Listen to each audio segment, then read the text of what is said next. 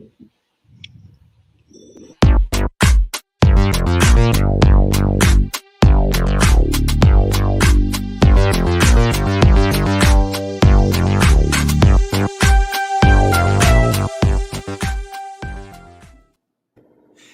and good morning, everybody, and welcome to our weekly live stream.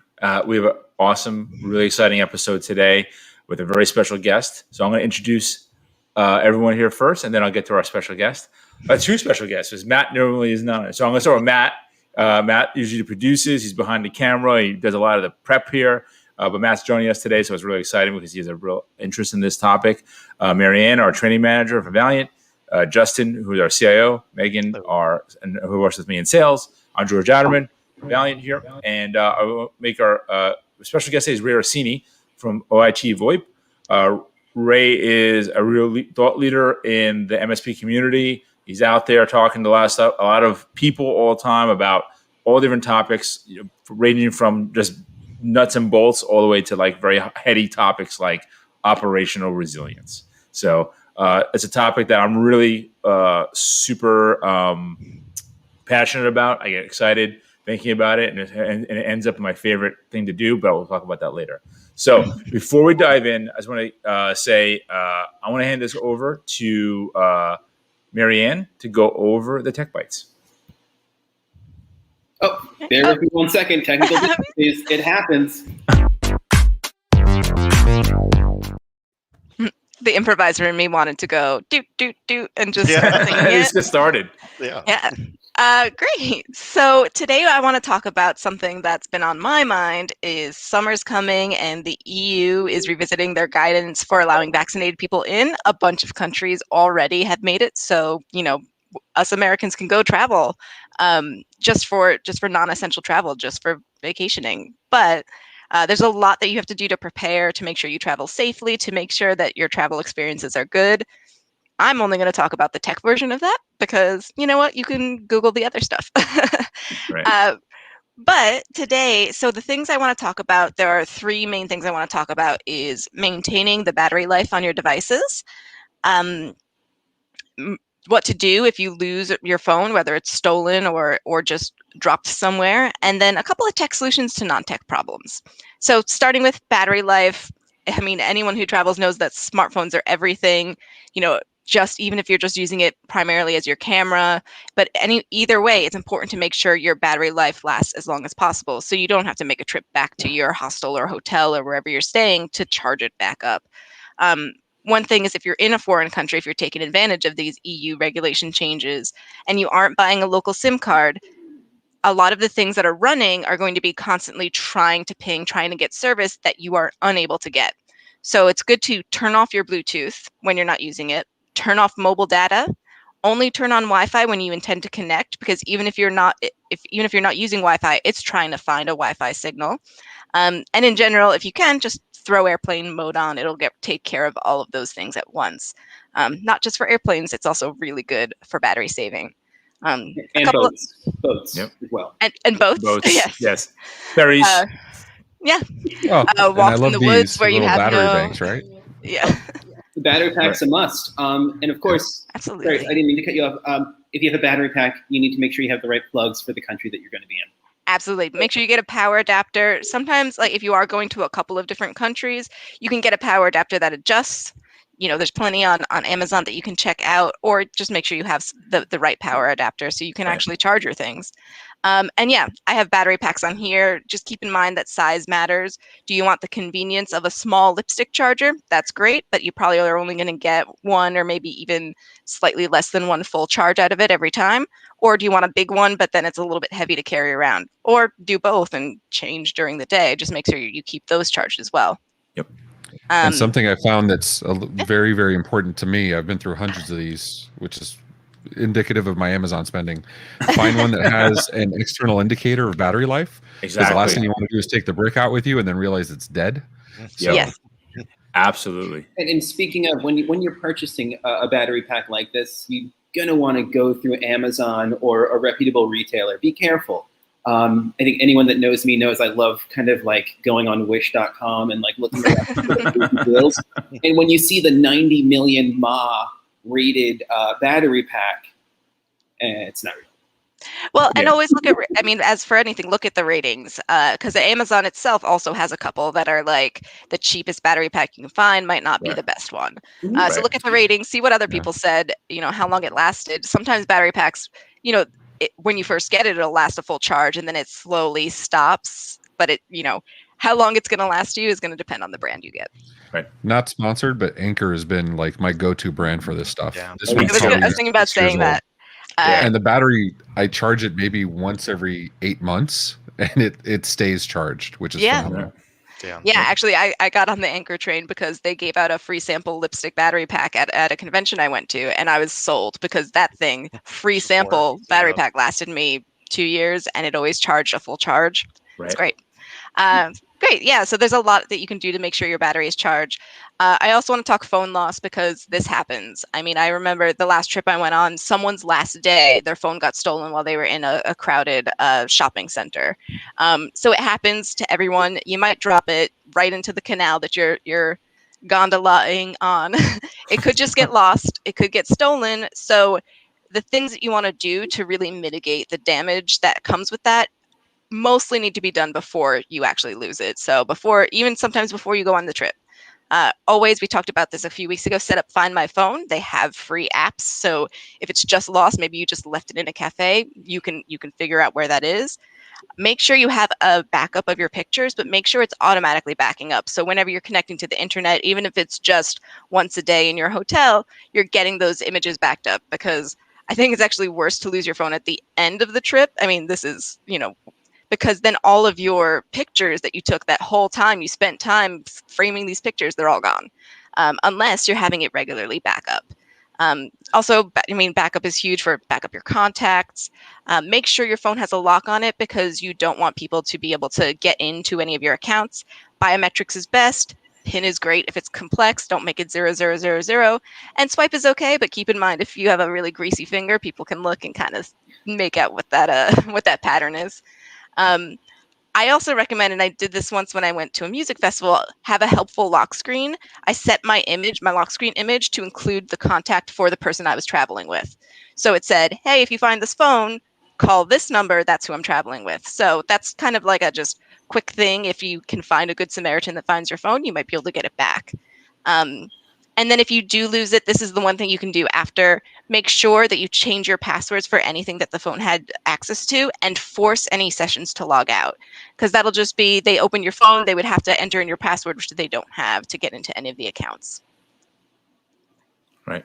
And then, and then lastly, just some tech solutions to non-tech problems. Make sure we all, when you travel, you want to have like a photocopy of your passport. But now, your phone can have that too. Make sure that it is, safe, locked, password protected, that sort of thing. But you can have your passport, vaccine card, health insurance if you're going local, travel insurance if you're not, emergency contact info, hotel confirmations, any of that stuff. Just keep a picture on your phone, keep a copy, keep a screenshot. It makes it so much easier to have that in one place, especially if you do save it to your cloud storage. Even if you lose your phone, you can access it from a different device.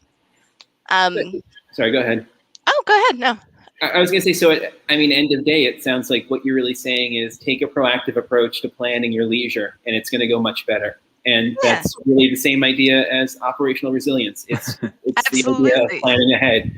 And I know we worked on this idea last week, and it hadn't even occurred to me till just now that it was really the same thing. Yeah, actually. Yeah, definitely. A lot of these things that you're pre-planning are definitely going to help. And it's the same as operational resilience, only instead of keeping your business running, it's keeping your vacation still a fun trip. Right. So that's a great point. And like there's little things you can do too. If you have Apple Pay or Google Pay or one of those things, a lot of foreign countries have these available. Obviously, if you're going to a small shop, they might not have it. But I really like it if you forget or run out of money, I can just pay with my phone. I actually did that a week ago. I was supposed to go to the grocery store and buy dinner, and I forgot. I left my wallet at home, but I had my phone. So I was like, well, Wendy's is for dinner because I have the app. And I was like, that is ingenuity, and that is what smartphones are for. And actually, this is the old school thing of, we mentioned don't tell people if you're on vacation. If you have a lot of smart devices at your house, you can kind of trick them or set them up on a schedule. You can turn your lights on and off so people think that you're home. It's Home Alone. It's the scene from Home Alone. It's the scene from Home Alone. Cut out on the table. Put a cardboard cutout onto a Roomba, make it move around. Just kidding. That's probably a little too much, but honestly, there's a lot that you can do. But you're just gonna have to remember to make a mess of stuff on the floor of your home before you leave. So the Roomba picks everything up. Yeah. Well, then you get one of those those doggy communication ones that'll throw a treat out whenever you tell it to. Roombas will pick it up. I'm saying we've got a thing going here. I mean, I feel with the home automation stuff now, that's so much easier than it used to be, right? Like to be able to go off, on, that kind of thing. Like to be able to do that remotely. I can't imagine having to do that in the 90s, right? Yeah. I remember the little sprinkler things with the dials you turn to turn on and off. Yeah. Yep. Or Christmas tree timers. That was the one that was in my mind. Mm-hmm. Oh yeah. Oh, well, clockwork. Yeah. Yep. Totally. It was so horrible. They had a dial and you had to put tabs on where you wanted to start and stop. It was and I don't know about you, I'd lose the tabs every once in a while. So there was an on and never an off. Yeah. It's rang constantly. Mm-hmm. Yeah. Mm-hmm. Yeah. Well, so those are some of the main things. I mean, there's a lot of apps you can download for convenience. Obviously, like taxi apps, there's Uber in many different countries, just so you have that peace of mind. You can have your bank account apps so you can make sure that you can get all that stuff ready if you need. There's a lot that you can do, but it's mostly exactly what we were saying. It's about pre-planning. It's about making sure that any small hitch or a big hitch, like losing your phone, isn't going to end your vacation. Yeah. Awesome. Thanks, Marianne. That was really useful. And it segues perfectly into our operational resilience, which is great.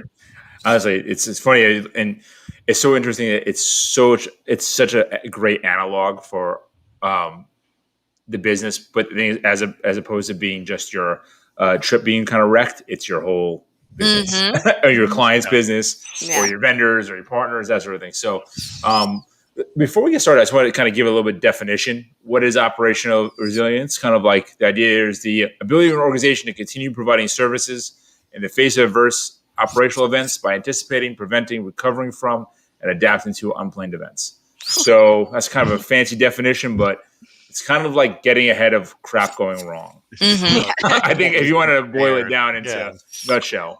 And so it's really about being having things pre-planned and stable. So we're going to we have a lot to cover here. There's so many different pieces of it.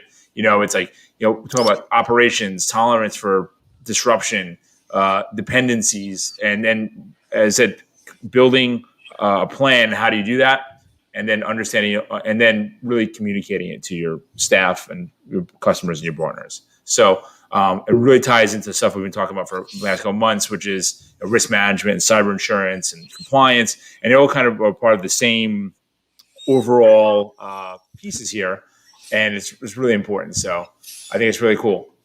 And before we get started, so let's get started by, and I think Justin, Ray, how you define your business critical services? Like, what's a process? What do you do?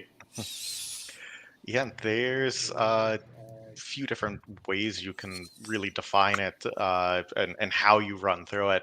I think the first thing is to get a sense of what services, what tools, what things you're using, and what downtime for those things would do to you.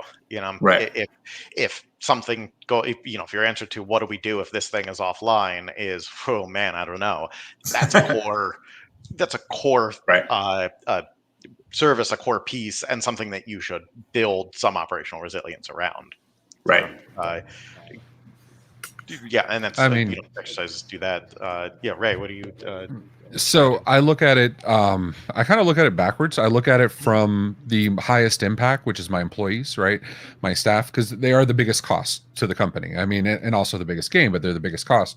So one of the things we do is we have job postings for every position in the company we review annually. We use those for employee reviews and, making sure they're on par with, or on track with what they're expected to do.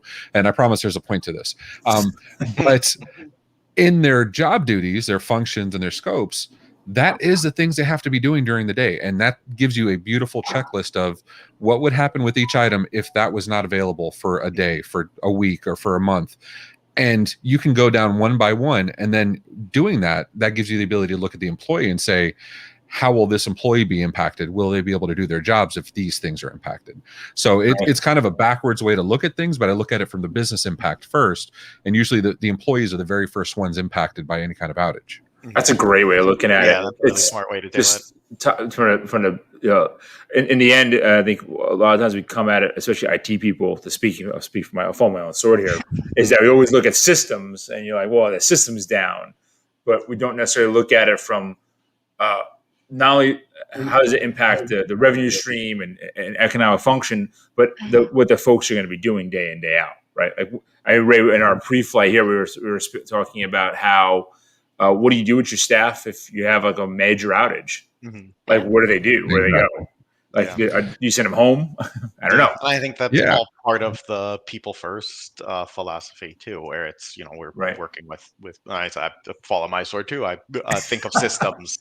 It's easier for me to understand. Oh, I'm an engineer. I did the exact same thing. This is me 25 years into it, not me day one. Right. I promise. I spent more of my time looking at, okay, well, what happens if Exchange goes down? What happens if, 359 goes down? What happens if whatever goes down? Like, I spent a long time looking at that, and it all boiled down to the same thing. If we were talking in the pre-flight, right? If Teams is out and we can't chat, we're talking about what's the backup for Teams. And then I started looking at the business impact. Okay, well, does that mean my porting team can't function? Does that mean my admin team can't function? Start looking at how are they going to continue to do their jobs if we can't collaborate? Mm-hmm. And it's a whole different mindset, but it really affects the way you start looking at resilience. Mm-hmm. Right.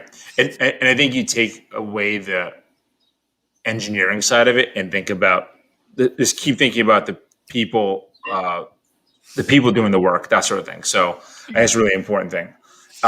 So I guess next, you kind of start despite you identify those things, and once again, it starts simply like find a small thing, identify it, and say, okay, what's piece. So the idea here is like, how do you set your tolerance? So what's your metric of risk? Like, how bad does it get?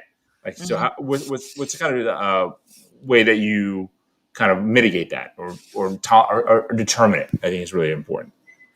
Justin, what do you think is your best methodology? Yeah, I think it's important to remember that things are going to break, people are going to make mistakes, stuff is going to happen, and that there's a risk involved in everything.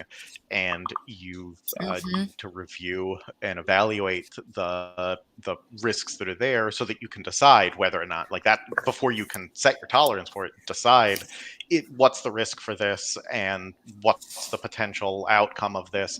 And then from that, be able to review and say, like, okay, this is something that's very likely but minimal, so we can tolerate that risk. And this is something that is not very likely and catastrophic, and we can tolerate that or run through it. I think really you want to look at a couple of different things. First is the operational impact of that risk, threatening your business viability, making you unable to deliver what you're doing, unable to do stuff that you're doing.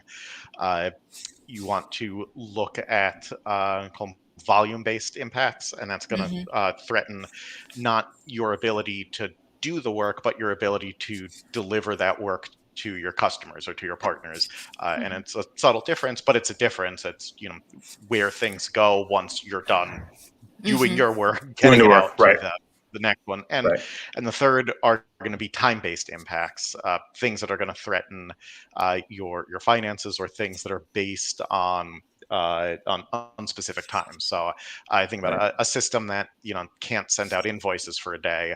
That may not be a big deal in the middle of a week when you're 20 days away from running invoices. But if the day that you run invoices, none of that's working, that's going to be a bigger problem, and that's based on time. Or the great one I'd love to go back to for this one is, I can't print. Is that a critical thing? Well, it is if you're trying to print out the checks for payday and you need to get them out to everybody. That's critical. But if it's I can't print and it's some other random time and you're not doing that, that's less of a urgent matter. So those three things to keep in mind as you're figuring out what your tolerances are, help guide you towards that. Well, not to bring it back to that Colonial Pipeline breach, but it will. Yeah. I mean, if you think about it, that was both operational and time based. They couldn't. Right. They couldn't. Yeah. They impacted their billing system. So they really. I mean, they could theoretically pump gas or pump fuel through the system, but they had no way of knowing how much system was. Yeah, they'd be giving away all of the fuel that they did. So, on the one hand, the people were saying like, they didn't have to shut down. But on the other hand, how many millions of dollars of product can your business afford to give away because you can't track it? It is liquid gold. I mean, come on. Yeah, literally. Yeah.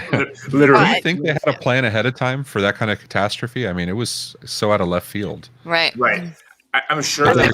But we always talk about it's not if, it's when. It's when. So, like, even though that particular thing was a bit out of left field, I think every business, no matter how big, no matter how small, no matter how important, every business is important. But they do need to prepare for things like that and have, not necessarily, you're not going to prevent everything, but you got to know what the steps are to make it not impact everybody from the east to the west coast. Well, I actually think it ties. Sorry, go ahead, Justin. Sorry. No, or accept that risk, or understand what that risk is going to be, and accept it. And if their plan, like, we could look at it and say, they didn't have a plan, they didn't know what to do with it. But maybe their plan was, well, look, if we have a devastating event on our Exchange server, we're just going to shut down for a week and we'll be fine. If that was the plan, and they executed it perfectly, but I'm gonna make a pretty strong assumption that wasn't what they were planning on. But actually, I think you're probably right. But I think this ties into if that's your plan, that's an acceptable plan if you decide that it is. If you say it's okay for my business to be like, you know what, I can shut down for a week and be fine if something happens, you can build, that can be your plan as long as you are deciding that ahead of time, as opposed to. But that was Sony's plan, right? That was absolutely, from a technical perspective, their tech executive said, their CTO said, if this happens, it's cheaper to just deal with it. Now, obviously, I can't imagine that was a board decision. The PR people and the sales people, they were saying, but the PR that surrounds it, which is why these are not just tech decisions; these are board decisions. Yes, absolutely. Yeah, absolutely. And outages, I mean, like we talk about, it affects all the different departments. So you do need to get those impacts and talk to people, heads of all the departments as well. And go to the staff and say, hey, we're planning on you guys being down for a day if this happens. That's the expectation, right? Because how many times do the troops not know what leadership's talking about? That's true. Or have planned ahead of time. Yeah, it's very true. It's very true. And I think that really ties into our idea that there's so many dependencies that you have no visibility into until you actually take it apart. I mean, look at our supply chain independency. It's such a hot topic right nowadays. I mean, constantly talking about supply chain. Yeah, exactly. Thank you, Mugatu, making an appearance. But it's really true. I mean, I was just speaking to a client yesterday, and they were talking about this shipping delays and shipping cost has really impacted the business, and how a container shipping used to be $5,000 a shipping container, and now it's $12,000, and that they have to raise their prices because they have no choice because there's so many dependencies. Like, I mean, we saw what happened with the chip shortages happening right now. So I mean, that's a dependency that's not necessarily a technical dependency, but it's a business impact dependency, which is why this is this piece is such a big topic, right? And you start breaking it down, it's not just a simple thing. So there's so many things going on here with this dependency. So I mean, honestly, I think there's so part of that too. I mean, one of the strategies for one of the strategies for mitigating downtime in certain things is to if this thing breaks, we'll buy another one. And that doesn't work if you can't do that. If there's a shortage and it takes 2 weeks to buy another one, then your strategy needs to be, well, if this breaks, we need to have one on the shelf so that we can buy another one to replace the one on the shelf and replace the one in production with the cold spare, as opposed to just purchasing one.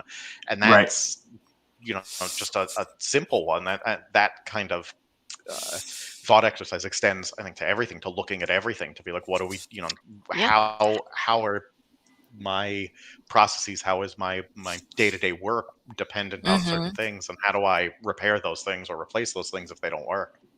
Yeah, we also talk about it's not just within your company as well. Right. You have to go and think about what your dependencies are on other people. There's not much you can do to control your vendor besides pick a different vendor if they're not doing right by you. But you have to be able to, still be resilient if they have an outage, or if you're like, it's exactly the same with the supply chain. I can't get this from whoever. What else can I do? So it is important when you're making these plans, when you're figuring out the risk, is that you go just beyond your own internal operations and know what you're dependent on externally as well. We just had that now with the Evergreen ship, right? Blocking the canal. We had Poly, one of our major vendors. They are back ordered for something like 4 months to the US. I mean, it's ridiculous what a week's worth of stoppage does to the entire economy. So we had to have, I mean, thankfully we're agnostic when it comes to that stuff. So, we were able to find alternatives from other vendors and work quickly to provide those. But it wasn't something we had planned on. You know what I mean? Like, they have very specific devices that we use for certain stuff like access control and paging and intercom that we didn't think we'd need to find another vendor for. We did quickly. So yeah, it's a constantly moving target. It's fun. It's very dynamic. And building your systems and your tools so that you are vendor agnostic, that is part of this exercise, is to be able to say that, okay, the plan, because the plan, there's always the and then, there's always the next thing.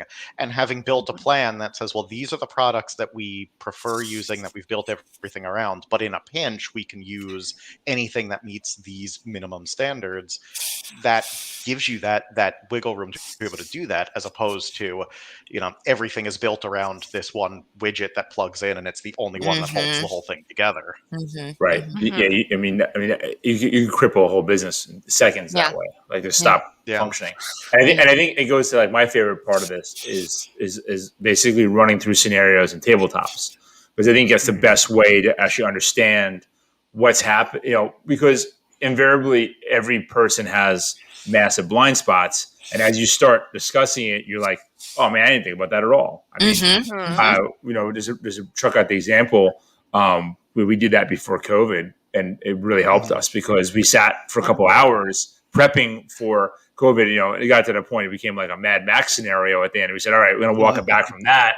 But really, it's really clearly understanding what all these, by walking through it, like, hey, this is a system. This is our tolerance for it. And it is who it impact, right? Yeah. And actually, a lot of, if you're preparing for one thing, a lot of times that can apply to other things. Yes. Right. It's the old, you should prepare for the zombie apocalypse, because that actually will help you in more realistic emergency situations. Have water, all that stuff.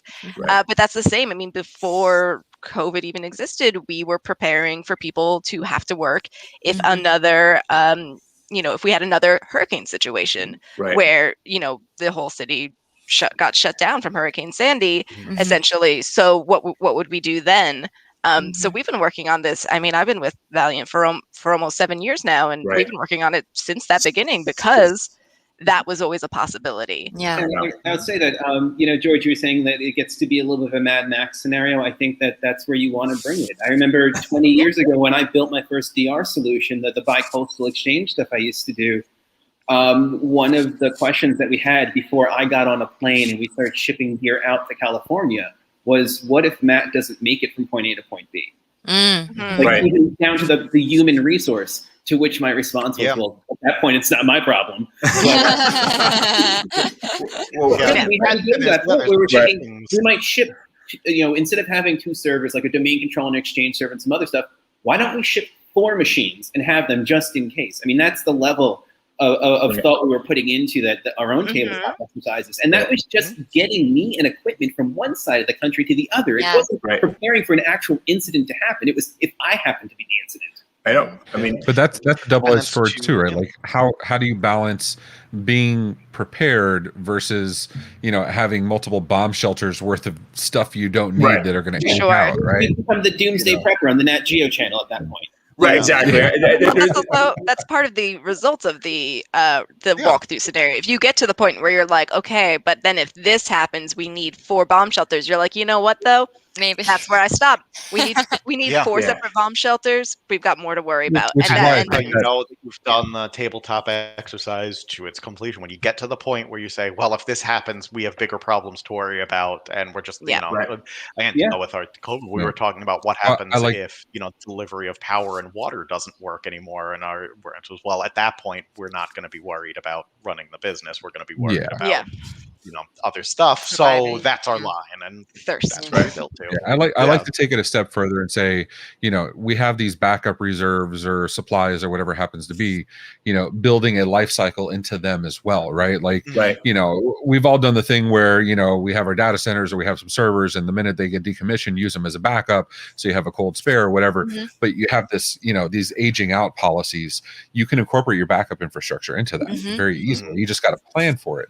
Yeah. A lot of people say, well, in the MSP life, when I had MSP customers, it was the same thing of, we can't have this employee without a computer, or when a new hire, they need to, have devices ready 30 minutes before we hire them, blah, blah, blah. Okay, well, have 1 or 2 spares on site. Yeah. And Yep. then it Yeah. becomes, well, I don't want to buy computers. And, well, Yeah. okay, well, And we don't know. Yeah. I don't want to buy closet computers. Like, you Well, gotta and that's figure when you one talk. out.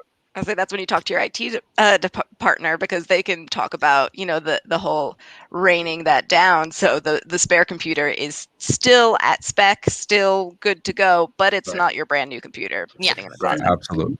Yeah. Yeah. Yeah, and to touch on what you were saying too about having the replacing things and rolling into backup and preparing for that is an important piece to plan out in your tabletop. Is what happens if the primary backups that you're running don't work, because the only thing worse than having a backup system, or the only thing worse than not having a backup system, is having one that you think is great and turning out that it's not working properly, Mhm. or that Yeah. it's affected by something. Right. So, I would say at least 4 of us have been in the demagnetized tape situation at one point in our careers earlier on. It's not fun. Or the classic, just the classic. It said it backed it up, and then you go Yeah. look, and it's like, and there's that Yes. one error that actually means that it didn't back it up, yeah. Yeah. and you're like, what do you? That's what? a bad moment. Yeah, and I think that people, I think one of the bigger issues is that I think a lot of folks don't, especially non-technical folks who've never done this work, don't have a kind of realization of the time it takes to actually test these Yeah. things properly. Yeah. It's very time consuming. It's very complicated, and to actually bring up a full system, it's hard. Yeah. So, Yeah.